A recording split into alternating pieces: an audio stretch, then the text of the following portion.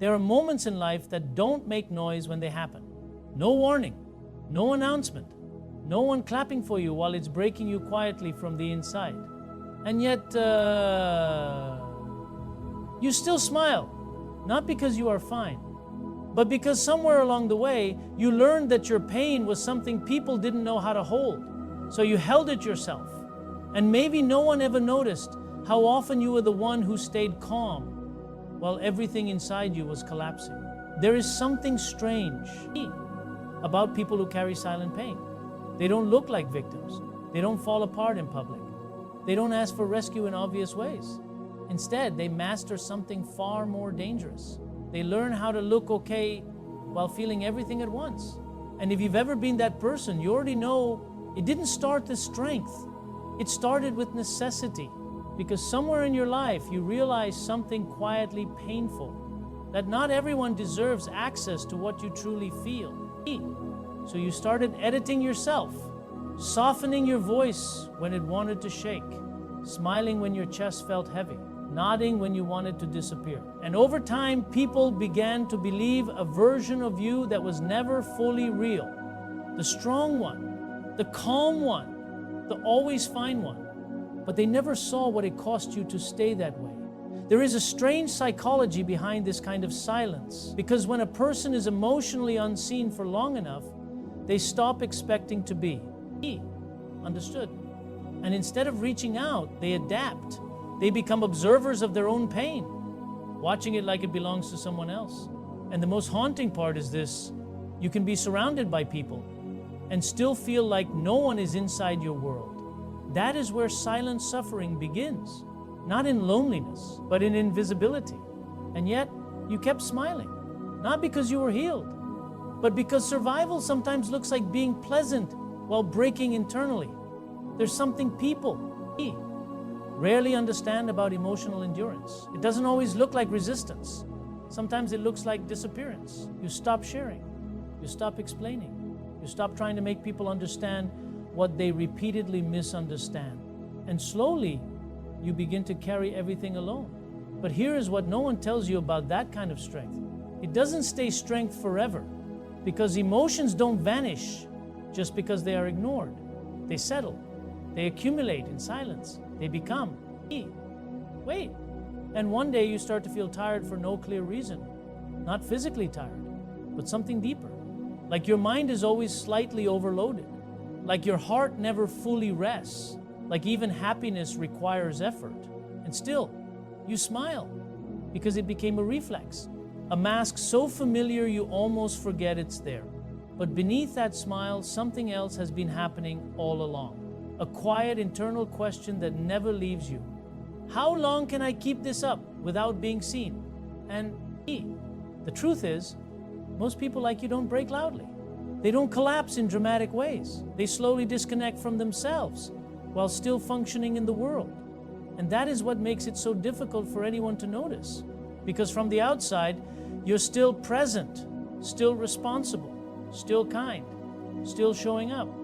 But internally, something has been fading. Not your strength, your feeling of being held by life itself. And when that happens long enough, even joy starts to feel distant. Not impossible, just far away, like something you remember but can't fully reach anymore. There is a deeper layer to this that most people never talk about, because behind silent pain, there is usually a history of emotional translation. You became the person who learned how to interpret others without being interpreted in return. You learned tone, silence, mood shifts, energy in a room. You became highly aware of everyone else while slowly losing connection to your own inner voice. And that is where something begins to shift. Not all at once, but gradually. You stop asking, how do I feel? And start asking, what do they need from me right now? Until one day you realize you've been living outward for so long, you forgot what it feels like to live inward. And still, you smile, because it feels easier than explaining what even you don't fully understand anymore. But there is a point in every silent journey where something subtle changes. It is not a breakdown. It is not a dramatic awakening. It is quieter than that. It begins as awareness, a moment where you catch yourself in the middle of pretending you're fine and something inside you pauses, not to judge you, but to finally notice you.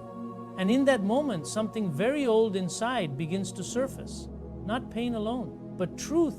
The truth that you were never meant to carry everything alone. The truth that your silence was not your identity. It was your adaptation, and adaptations can end.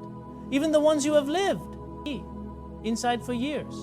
But change like this doesn't come loudly. It comes through discomfort, through moments where your smile feels slightly delayed, where laughter doesn't reach all the way inside, where you start feeling the distance between who you are and who you've been performing as. And strangely enough, that distance is not a sign of losing yourself. It is the beginning of finding yourself again, because the mind cannot heal what it refuses to acknowledge. And silence, when stretched long, enough, eventually starts speaking in feelings instead of words. You may not even realize it at first, but you begin to notice small things. You need more solitude. You react differently to things you used to tolerate. You feel less interested in pretending, not because you've become cold, but because something inside you is tired of being unrecognized. And here is where the deeper emotional truth begins to surface. People who smile through silent pain are not trying to deceive the world. They are trying to survive it without losing connection to others. But in doing so, they often lose connection to themselves. And that is the real cost no one sees. Not the pain itself, but the isolation from your own inner experience. There comes a moment where even your own emotions feel distant, like they belong to someone you used to be. And that is where the quiet shift begins. Because healing does not always start with relief. Sometimes it starts with honesty, a simple internal recognition that something is no longer sustainable, not as a crisis, but as clarity. And clarity changes everything slowly. It doesn't force transformation. It invites it, softly, almost imperceptibly.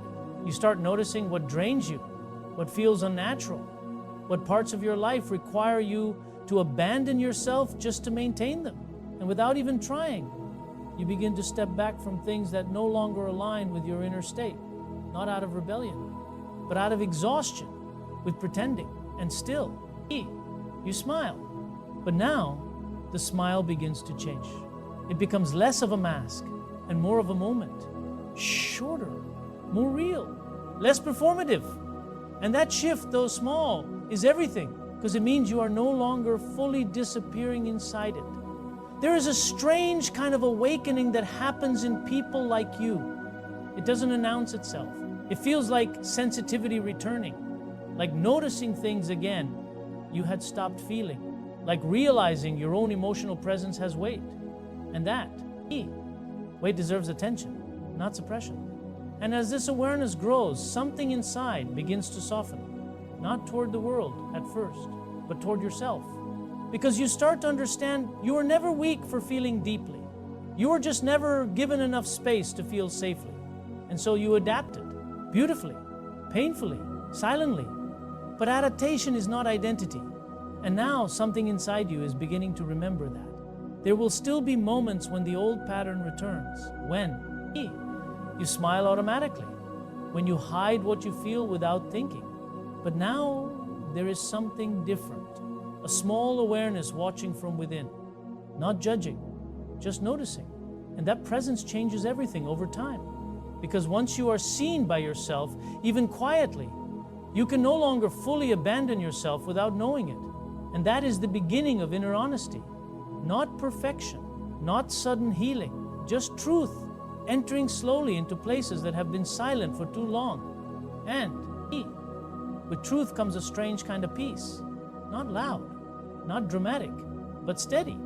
The kind that doesn't erase your past, but stops it from controlling your present. You may still smile through difficult moments. But now you know the difference between survival and alignment, between masking and presence, between disappearing and choosing silence with awareness. And slowly, the smile becomes something different entirely. Not a shield, but a reflection of someone who has learned to stay with themselves, even in silence. And maybe that is what was always waiting beneath everything. Not a version of you that never felt pain, but one that finally stopped abandoning themselves inside it. Because the deepest shift was never about removing the pain. It was about no longer becoming invisible inside it. And when that happens, something subtle, almost unexplainable begins to return. Not the life you lost, but the self you paused, waiting patiently beneath everything you had to become just to survive. And now, you don't have to disappear anymore to be okay. You just have to stay.